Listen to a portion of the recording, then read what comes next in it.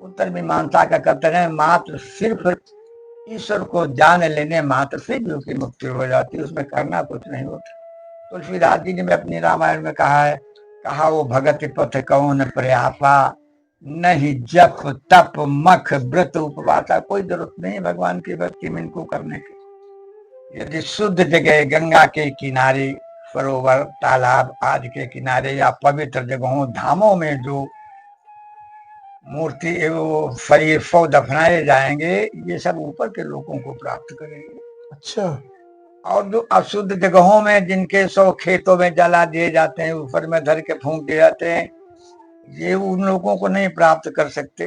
कि जीव की मृत्यु यदि उत्तरायण सूर्य रहते उसकी देह त्यागता है जीव, तो वो उच्च लोगों को प्राप्त करता है। और जो दक्षिणायन सूर्य होने पर शरीर को त्याग करते हैं वो यमपुर जाते हैं, जहां उनके लेखा जोखा हो।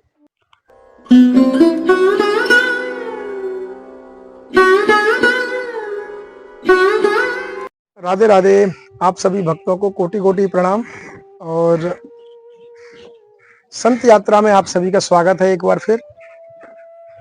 आज संत यात्रा ब्रज के ही एक अद्भुत संत के मैं आपको दर्शन कराने वाला हूं, जिनकी उम्र लगभग 95 या 100 साल के आसपास होगी। बहुत पहले उनका दर्शन हुआ था, मैं बहुत पहले, तो हमने कराया भी था, आप लोगों को अच्छा भी लगा।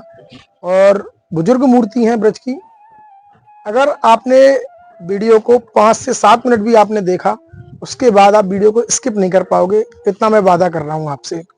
क्योंकि महाराज जी इतना स्पष्ट बोलते हैं, इतना क्लियर, जो इतना ग्रंथावली पढ़ने के बाद में हम लोगों को जितना ज्ञान प्राप्त होगा, मेरी उम्मीद है जो 20 से 25 मिनट की वीडियो है, आपको सुनने मात्र से ही उतना प्राप्त होगा। और आपके जो अंतरात्मा के प्रश्न है ना, जो वास्तविक प्रश्न है, उनके प्रश्न बिना पूछे ही महाराज जी उसके उत्तर देने वाले हैं आज आप सभी को।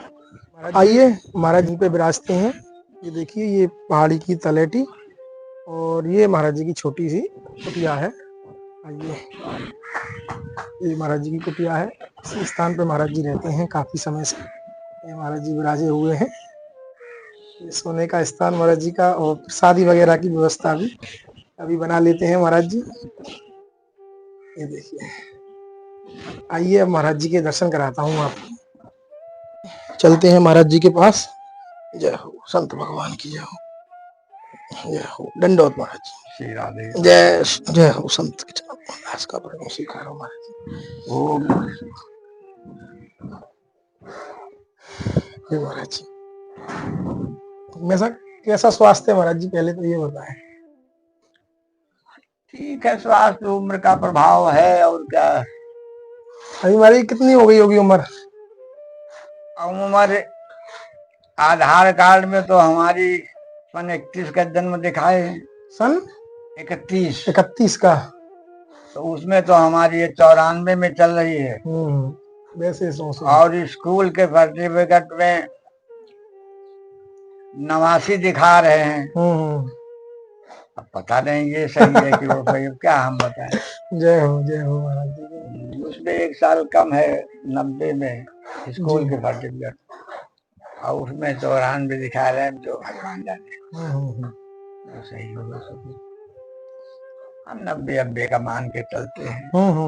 ठीक है महाराज जी, आज जो आने का आशय है विशेष, कि महाराज जी एक छोटे छोटे प्रश्न हैं आपके अनुरूप, तो कि जो नए साधक हैं महाराज जी, वो भक्ति मार्ग की तरफ कैसे अग्रसर हो, कैसे अपनी भक्ति को प्रगाढ़ करें।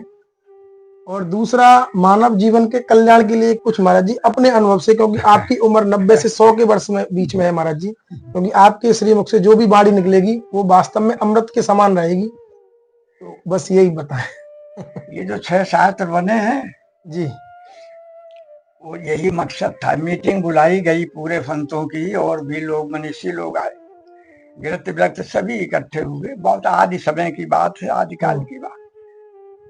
तो वहां प्रश्न यही रखा गया कि जीव का कल्याण कैसे होगा, इस पे मीटिंग हुई। हाँ, यही महाराज जी, जीव का कल्याण कैसे होगा। थोड़ी देर में जी महाराज जी।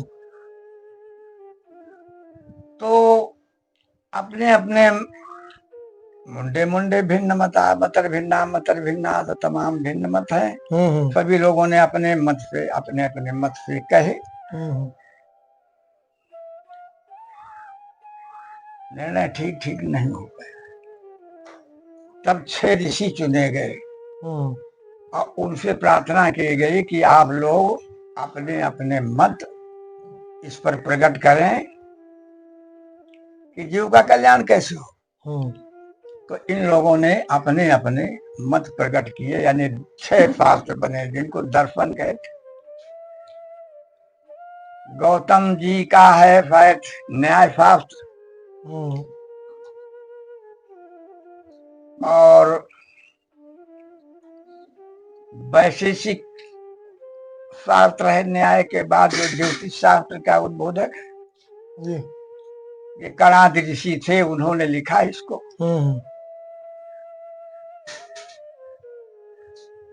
योग शास्त्र पातंजल जी ने लिखा। सांख्य कपिल का था, इस प्रकार से जयमिनी का था, वो कुछ पूर्व मीमांसा जयमिनी जी का है, उत्तर मीमांसा वेद व्यास था। तो इन लोगों ने अपने अपने हिसाब से जीव के कल्याण के मार्ग बतलाए। न्याय शास्त्र ने कर्म का विधान बतलाया। जीव जैसे कर्म करेगा उसके हिसाब से उसकी गति होगी। यदि शुभ कर्म करेगा तो शुभ गति को प्राप्त करेगा, और अशुभ कर्म करेगा तो निम्न योनियों में 84 लाख योनियों में चला जाएगा। तो इसके लिए जीव के कल्याण के लिए उसने 16 संस्कार बताए न्याय शास्त्र ने। 16 संस्कार, ये भय ब्याहे मूढ़न कंछादन मूढ़न, ये सब न्याय शास्त्र ही बतलाता है राज कैसे चलता है। और ये जितना भी ये विधान चल रहा है तुम्हारे समाज का जी, सबका सब न्याय शास्त्र पर आधारित है। ये कोर्ट कचहरी दिल्ली की तुम्हारी जो है ये सब न्याय शास्त्र। तो उन्होंने बताया कर्म कांड विषय में शुभ कर्म करके जीव का कल्याण होगा। और फिर एक बहुत अंतिम बात बतला दी कि मृतक के समय में जब पुरुष शरीर छोड़ देगा जी, तो इसका क्रियाकांड जैसी जगह में होगा वैसी इसकी गति होगी। यदि शुद्ध जगह गंगा के किनारे, सरोवर, तालाब आदि के किनारे या पवित्र जगहों धामों में जो मूर्ति वो शरीर सौ दफनाए जाएंगे, ये सब ऊपर के लोगों को प्राप्त करेंगे। अच्छा। और जो अशुद्ध जगहों में जिनके 100 खेतों में जला दिए जाते हैं, ऊपर में धर के फूंक दिए जाते हैं, ये उन लोगों को नहीं प्राप्त कर सकते। ये या तो शुभ कर्म अच्छे कर्म होंगे तो पुनः लौट कर मृत्युलोक में आ जाएंगे, या फिर निम्न योनियों में चले जाएंगे। वैशेषिक शास्त्र ने भी इनका ही समर्थन किया न्याय वालों का। बोले हमारे में विशेष बात ये है कि जीव की मृत्यु यदि उत्तरायण सूर्य रहते उसकी देह त्यागता है जीव, तो वो उच्च लोगों को प्राप्त करता है, और जो दक्षिणायन सूर्य होने पर शरीर को त्याग करते हैं वो यमपुर जाते हैं, जहां उनके लेखा जोखा हो। और फिर आगे योग शास्त्र आया। आत्मा को परमात्मा से जो लोग जोड़ लेते हैं वो कृतार्थ हो जाते हैं। सांख्य शास्त्र आया, उन लोगों ने अपनी बात बतलाई। पूर्व मीमांसा, उत्तर मीमांसा, इन लोगों ने अपनी अपनी बातें बताई। उत्तर मीमांसा का कथन है मात्र सिर्फ ईश्वर को जान लेने मात्र से जीव की मुक्ति हो जाती है, उसमें करना कुछ नहीं होता।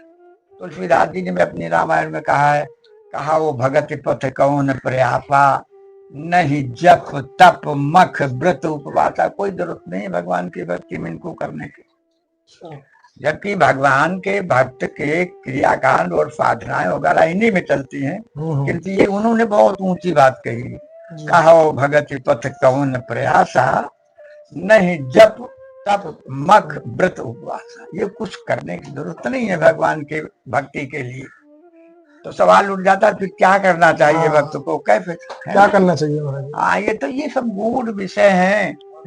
ये जो बड़े बड़े व्यास होते हैं, व्यास कोटि के ये लोग इनकी व्याख्याएं करते हैं, हम तो इशारा मात्र कर देते हैं। तो और क्या पूछा था आपने, भगवान की भक्ति कैसे होती है, क्या पूछा? नए साधक हैं जो जो नए साधक हैं, हाँ। अभी भक्ति मार्ग की तरफ अच्छा आए हैं, अच्छा। कैसे भक्ति को प्रगाढ़ करें, कैसे विश्वास करें कि हम सही जा रहे हैं? देखो, प्रथम भगति कर संतन संत, आप जी तो यहाँ ब्रज की तो प्रेमा भक्ति है, जी, किंतु वो भी बिना संतों के सानिध्य से प्राप्त नहीं हो नहीं होगी, सकती, नहीं होगी। क्योंकि ये प्रेमा भक्ति का बड़ा ही गूढ़ अर्थ है। इसे समझने के लिए बहुत बुद्धिमत्ता चाहिए। जी, और ब्रज की तो हम बखान इसलिए नहीं करते कि हम कर ही नहीं सकेंगे, इसकी महिमा जो है उसका वर्णन हम कर ही नहीं सकते। बस हम इतना ही कह देते हैं कि धन्य है वो भक्त जन, वो गृहस्थ जन, संत जन, जिनकी गोदी में भगवान खेल रहे हैं। इनसे बड़ा फिर और कोई दुनिया में भक्त संत नहीं। इतना प्रेम है इनका। तो देखो, जो नए साधक हैं उन्हें तो साधना करनी पड़ेगी। बिना साधना के भक्ति बिन दृढ़ता नहीं, भक्ति बिना दृढ़ता के सजती नहीं है। करने को तो ठीक है, राम राम करो, सीता राम करो, राधे श्याम कहो, तो सभी कोई कर लेगा और करते भी हैं लोग। किंतु जो साधक होते हैं इन्हें काफी मेहनत करनी पड़ती है, गुरुजनों की शरण में जाना पड़ता है और उनकी सेवा शुरूखा करनी पड़ती है काफी समय तक। और फिर वो जब गुरुजन प्रसन्न होते हैं, उनकी आत्मा तुम्हारी सेवा पे प्रसन्न हो जाएगी, तब वो भी तुमको गूढ़ अर्थ भी पकड़ा देंगे। गूढ़ तत्व न साध दुराम हारत अधिकारी नाम, तब वो तुम्हें सब भेद बतला देंगे भक्ति साधन के। तो प्रथम भगति कर संतन संगा, दूसर रति मम कथा प्रसंग। इसी प्रकार से भक्ति नवदा भक्ति का वर्णन है रामचरितमानस में आया है। यही सब तो श्रेष्ठतम बात श्रेष्ठ ये है कि गुरु की शरण, संत शरण जाना पड़ेगा आपको, तभी भक्ति आपकी दृढ़ होगी। जब तक आप साधना नहीं करेंगे, ठीक ठीक साधना नहीं होगी, तो भगवान का नाम तो दुनिया ले लेता है, वो तो आप भी ले लेंगे। माला तो दुनिया सरका लेती, तुम भी सरका लो। दर्शन, परिक्रमा, तीर्थ गमन, ये तो सभी कर सकते, सब कर सकते हैं। तो परमात्मा की श्रेष्ठ भक्ति, संत बनना, ईश्वर को प्राप्त करना। किसी संत ने मुझसे पूछ दिया, स्वामी जी ये इस संसार में सबसे कठिन बात कौन सी है? तो हमारे मुख से तत्काल ही निकल गया, परमात्मा का साक्षात्कार कर लेना, उनका दर्शन कर लेना। अब ये कौन सा दर्शन है? अरे भाई, मंदिरों में तुम भगवान की मूर्ति के दर्शन होते हैं, तो वो हमारे भाव पूरक होते हैं, हमारे भाव से उनको परमात्मा का। हमारा अर्थ था उनसे कि भगवान की भक्ति उनका भक्त इस प्रकार करे कि भगवान को मजबूर होकर उनके सामने खड़े होकर दर्शन देना पड़े। हम उस दर्शन की बात करते हैं और मैं इसी बात को कठिन मानता हूँ। और तो सांसारिक वस्तुएं ये भी बड़ी कठिनता से मिलती है, सबको ये भी नहीं मिलती। आप देखिए कितने आदमी घूमते रहते हैं, उनको स्त्री प्राप्त नहीं, शादी ही उनकी नहीं हो रही, और जिनकी शादियां वे लड़के बच्चे नहीं मिलती, उनमें परेशान है। जिनके धन हो गया, औलाद नहीं, क्योंकि भैया ऐसा देखा जाता है कि बचपन से लेकर मरते दम तक दाढ़ा बाल रखाए, कपड़ा रंगे घुमा करते संत लोग, भूत तक का दर्शन नहीं होता। हाँ महाराज जी, नहीं होता है महाराज जी। हालांकि इसके विषय में भी कुछ शब्द ऐसे आए हुए हैं कि जिन लोगों की तपस्या, साधना या भक्ति भगवान की अनुमानित है, ये बात पूर्ण हो जाती है, तो शरीर रहते ही उसको भगवान दर्शन दे देते हैं। और जिनकी पूर्ण नहीं होती है, उन्हें शरीर छूटने के बाद में भगवान दर्शन देते हैं। यानी भगवान दर्शन जरूर देते हैं अपने भक्तों को, ऐसा शास्त्रों में वर्णन आता है। महाराज जी, भक्त जो हैं, काफी भक्त हैं जो बाहर रहते हैं, उन्होंने गुरु नहीं बनाया और वो अब तक नाम जप कर रहे हैं, तो उस नाम जप का उनको फल मिलेगा? क्योंकि काफी संत बताते हैं इसमें कि ऐसा नहीं है, मिल भी सकता है, नहीं भी मिल सकता है। आपके अनुसार क्या है महाराज जी?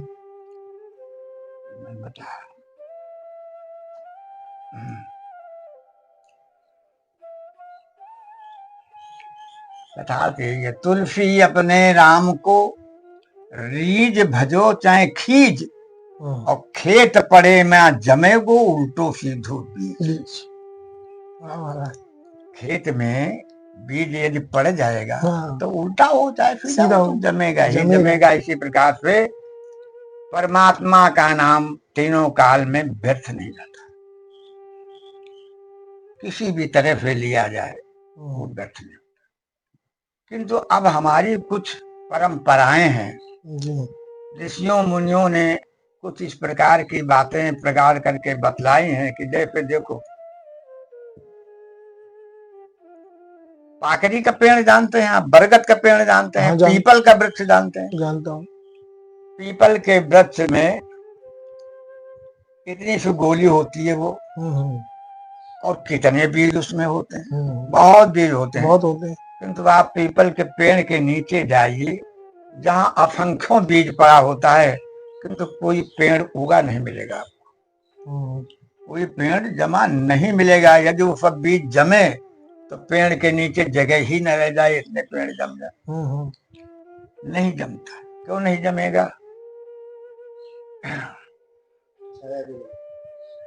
वो शोधित बीज नहीं है, उसने गुरु नहीं किया। आता है, समझे महाराज जी? साधक की साधना क्यों फेल हो गई? उसने गुरु नहीं किया, या गुरु जो किया भी तो गुरु को पहचान नहीं पाया।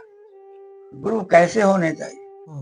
श्रोत्री एवं ब्रह्मनिष्ठ गुरु की श्रेष्ठता बतलाई गई, जो सभी शास्त्रों का ज्ञाता हो और परमात्मा में जिसकी पूर्ण निष्ठा हो, ऐसे गुरु शिष्य को तार देने में सफल होते हैं।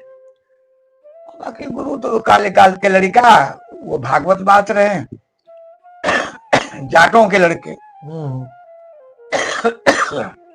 मैंने यही तुम्हारे यहाँ सुने, किशोली को कुछ लड़के हैं, गुजरों के लड़के, वो भागवत बात रहे हैं और तमाम शिष्य बना रहे हैं। तो आप समझो, इन लोगों स्वयं तो ये खंडक में जा ही रहे हैं, क्योंकि तुम्हारे कर्म श्रेष्ठ नहीं हो सकते हो, ना है ना तुम्हारे विचार श्रेष्ठ। तुम भागवत बांटने के योग्य हो, तुम बांट ही नहीं सकते भागवत। भागवत का ही शब्द का अर्थ पूछा जाए तो ये लोग नहीं बतलाएंगे। बुलाओ किसी को, मैं पूछता हूँ उसे, केवल हमें भागवत का अर्थ बतला दे, भागवत शब्द का अर्थ बतला दे। भागवत का अर्थ नहीं पूछता मैं, शब्द का। तो अब ये लोग जितने शिष्य मोड़े हैं, उनकी क्या दशा हो? जब तुम्हारे गुरु ही डूब रहे हैं तो तुम कैसे उबर जाओगे? वो भी डूब जाएंगे। इसलिए सबसे प्रथम गुरु की पहचान करनी होती है, और गुरु भी तुम्हें जल्दी शिष्य नहीं बनाएंगे। हाँ महाराज, जल्दी नहीं बनाते हैं। वो भी ठोक बजा कर पीट कर देख लेंगे कि तुम इस योग हो कि नहीं हो। बहुत मेहनत, क्योंकि उनको भी भुगतना पड़ता है। हरे शिष्य धन शोक न हरई, सो गुरु घोर नरक। तो नरक काहे को लेंगे? क्या उनको जरूरत पड़े? राम राम अपना चुप्पे कर रहे बेटे। तो देखो, वो पीपल का बीज जब कोई चिड़िया चुग लेती है और वो फिर बीट करती, कई पहाड़ों में बैठ करके या कहीं भी, वहां देखो पेड़ जमे तुमको मिलेंगे? नहीं मिलते। मिलते हैं महाराज जी।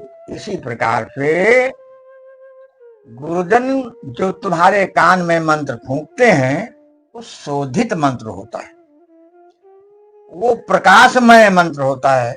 वो तुम्हारे अंदर जाकर तुम्हारी बुद्धि को प्रकाशित करेगा, और वो मंत्र से जो जाप आप करेंगे तो वो डायरेक्ट प्रभु को प्राप्त, आप परमात्मा तक पहुंच सकते हैं उस मंत्र के द्वारा।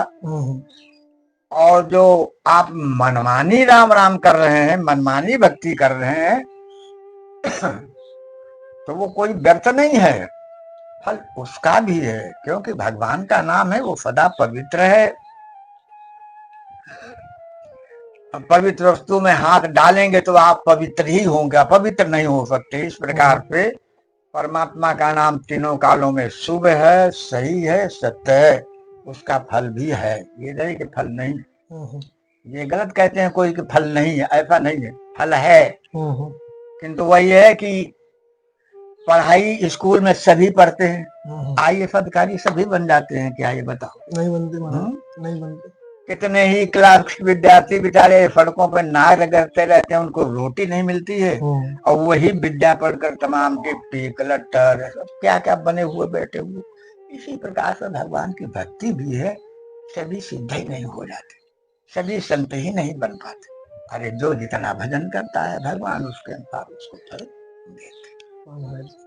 महाराज जी ये तो आपने बता दिया। अब जिन लोगों ने गुरु मंत्र नहीं लिया है और ब्रज में भी यदा कदा आते हैं, तो आपके अनुसार उनको घर में कौन सा भजन करना चाहिए या कौन सा मंत्र करना चाहिए आपके अनुसार महाराज जी? भाई देखो, ब्रज में आते हैं तो ब्रज की तो संस्कृति को देखते हैं, ये तो पसंद करने वाली, आह्लादित आनंदित करने वाली है। इसमें चाहे जैसा पुरुष आए वो तो आनंदित हो जाएगा। बिल्कुल महाराज जी। आग के पास कैसा भी पुरुष जाए जल जाएगा। अरे वो तो गर्मी हीट लगेगी। हाँ, गर्मी लगेगी। तो ये तो ब्रज है, ब्रज की तो महिमा ही अपार है। ब्रज में जो आते हैं कन्हैया जी के दर्शन करते हैं, राधा रानी के दर्शन करते हैं, परिक्रमा करते हैं, यहाँ के आनंद रस को लेते हैं। ये तो बड़ी सुंदर बात है। सुंदर है महाराज जी, लेकिन उनको गुरु तो बनाया नहीं है। हाँ। और उनको नॉलेज नहीं है, उनको इतना पता नहीं है कि हम भाई घर में कौन सा नाम जप करें। तो कोई ऐसा कोई नाम मंत्र आपके अनुसार कि वो जपते रहो भैया आराम से? तो इतनी जिद हट क्यों करते हैं वो? हमारी भारतीय संस्कृति को क्यों डुबोने में लगे हुए? क्या दिक्कत है उनको? क्यों नहीं गुरु कर लेते? हाँ ये तो है महाराज। जब तुम्हें भजन करना ही है, हाँ। तुम्हें अपनी आत्मा का कल्याण करना ही है, तो गुरु की खोज करिए। और जो तुम्हारी मैं ये नहीं कहता ये दुकानदार जो बड़े बड़े बैठे हैं इनसे मत लीजिए। क्यों? गुरु वही करना चाहिए जो तुम्हारे घर पे जा सके, 10-5 दिन तुम्हारे घर में रह सके, तुम्हारी सेवा ले सके और तुम्हें उचित मार्गदर्शन कर सके। ये बड़े बड़े दुकानदार ये तुम्हारे घर जा पाएंगे? तो बुला ही नहीं पाओगे, नहीं बुला पाएंगे। लाखों करोड़ों रुपया चाहिए तब वो तुम्हारे जाएंगे, ना तुम्हारे करोड़ों होंगे ना तुम्हारे घर। ऐसे गुरु करने से कोई फायदा नहीं। जी आनंद, वास्तव में सत्य बोल दिया आपने आज। गुरु कोई जरूरत नहीं कि वो मार्ग पढ़े लिखा हो, शुद्ध साफ हो, उनमें दंड फंद ना हो, वो अपना सुबह शाम भगवान की बढ़िया भक्ति करता हो, प्रेम से भगवान का नाम जाप करता हो, कोई आडंबर ना हो और नियमबद्ध तरीके से परमात्मा पर आश्रित हुआ हो, वो संसार में डोलने वाला ना हो, संसार से विरक्ति हो जिसे। ऐसा गुरु कोई भी, ऐसे बुद्ध जो होते हैं वो छुपे पड़े रहते हैं और किसी की नजर में नहीं आते, जल्दी जल्दी पड़े रहेंगे तुम्हारे पास ही, तुम पहचान नहीं पाओगे। ये शरीर है, यही शरीर 30 वर्ष हो गए तुम्हारे ब्रज में पड़े। हमें किसी ने कभी कुछ नहीं जाना, हमारे यहाँ चिड़िया तक नहीं आती थी, यहीं भी। अगर मेरी वाणी से किसी जीव का कल्याण होता है, अरे तो अब तो शरीर हमारा छूटने वाला है, तो हमारे फंगई सब विलीन हो जाएगा। तो फिर हमने उदारता आ गई, हमने कहा नहीं अब हम जो आओ जाओगे हम देंगे, बोलेंगे, और जो अगर कल्याण होता तो मैं चाहूंगा सभी जीवों का कल्याण। महाराज जी सच बोल रहा हूँ, आप जो वाणी बोलते हैं ना, जो आपने आज भी बोला है, लाखों भागवत कथा पढ़ने के बाद, सुनने के बाद ये शब्द नहीं निकल के आते जो आपने सरल शब्दों में स्पष्ट रूप से बोल दिया है। हाँ तो अब बच्चा हम झूठी काहे को बोल रहे, हमें कोई कामना तो है नहीं। वही महाराज जी, हम तो केवल इसलिए ये वचन दे देते हैं कि आप लोग कहते हैं कल्याण होता तो भाई कल्याण करें भाई भक्त लोग भगवान। बिल्कुल महाराज जी, आनंद से तो हम तो सत्य ही प्रवचन करेंगे, हम असत्य वाणी कभी बोलते नहीं है। बिल्कुल महाराज जी। तो इसीलिए मैं सत्यवाणी करता हूँ कि भारतीय संस्कृति को नष्ट ना करो, तुम्हें राम राम करना है। कोई भी गुरु बना लो, भगवान का भक्त होना चाहिए, उसमें दंड फंद ना हो, वो किसी संसारिक आमदनी के कारण अब ये तमाम ढोंग रच रहा हो, ये पाल रहा हो, वो कर रहा हो, गौशाला खोल रहा हो, फलाने का, ये सब आडम्बरी लोग हैं, ये भगवान के अपनी भक्त नहीं। इन्हें धन चाहिए, इन्हें संसार में रहने को मांगता है, आराम मांगता है।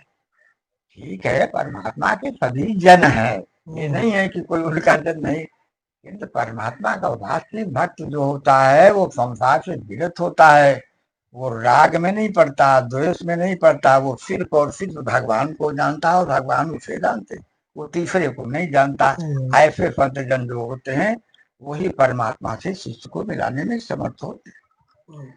तो उन्हें गुरु कर लेना चाहिए, गुरु करके अपना भजन करो, और नहीं जब तक कर पाते हो, नहीं किए हो, ऐसे ही करो, खूब करो, दर्शन करो, मेला देखो, दर्शन करो, राम नाम भजो, राधे राधे कहो, कल्याण तुम्हारा है उसमें भी। ऐसा नहीं कि निरर्थक नहीं, भगवान का कोई भी नाम किसी प्रकार से लिया जाए, टट्टी कुल्ला कर तो टट्टी हो तो राम राम करो, तुम्हारा शुद्ध है, वो गलत नहीं। हाँ, कुछ नहीं, कभी भी किसी भी प्रकार से भगवान का नाम किसी देखिए, कानपुर जाइए तो एक बहुत बड़ा मंदिर बना है, पदम सिंह यहाँ का, उसके चांदी के दरवाजे पर वो वहां लिखा हुआ है, ऋग्वेद की एक ऋचा लिखी है कि ईश्वर को जो जैसे जाने समझे भजे, जिसकी बुद्धि ईश्वर को जिस प्रकार पहचान रही है, जिस प्रकार जान रही है, जिस प्रकार समझ रही है, उसी प्रकार वो अपना ईश्वर का भजन करे, परमात्मा उसे कबूल करे। तो भगवान का भजन किसी तरह करो, वैसे गुरु परंपरा है तो आप गुरु कर लीजिए खोज करके कोई आपके हिसाब का। और संत जन होते हैं इस प्रकार के, तो वो कोई इतनी बड़ी कामना नहीं रखते, वो तो ज्यादा ज्यादा शरीर निर्वाह की उनको आवश्यकता होती, क्या बड़ी भारी बात, शरीर 2 रोटी का काम होता है, बाजू को और कुछ काम नहीं चाहिए। इस प्रकार से गुरु करने में कोई दिक्कत नहीं, अपना गुरु कर लें। जब तक नहीं मिलते हैं गुरु तब तक आइए, वृंदावन आइए, मथुरा आइए, बरसाना आइए, दर्शन करिए भगवान के, उनके नाम का जाप करिए, और उनके नाम के जब आप ऐसे ही जाप करेंगे तो परमात्मा प्रसन्न होंगे, खुश होंगे, उनकी कृपा होगी, तुम्हें कुछ दिनों से भी मिला देंगे। यही है बेटा, यही हम बता रहे हैं। ठीक है महाराज जी, आपको कोटि कोटि प्रणाम महाराज। जय हो महाराज जी, कृपा करो। बस ये निकालू महाराज जी, हाँ निकाल लो, वो काम काट ली। तो यही यही हमारी आवाज पकड़ता ये इसी आवाज आता रहा। अच्छा हाँ, इसी आवाज बन गई भाई। हाँ महाराज जी, तो आप सभी भक्तों को भी जय श्री राधे। और महाराज जी ने आज कितना अद्भुत और बिल्कुल सत्य चीजें आपके सामने प्रस्तुत कर दी, कुछ ही मिनट में आप सबको बता दिया कि वास्तव में जीवन का सार क्या है। और ऐसे ही दिव्य संतों के दर्शन सिर्फ संत यात्रा पर मिलते हैं, और ऐसे ही दिव्य सत्संग वाणी के साथ। तब तक के लिए आप सभी भक्तों को राधे राधे, जय श्री श्याम, जय श्री राम। महाराज जी।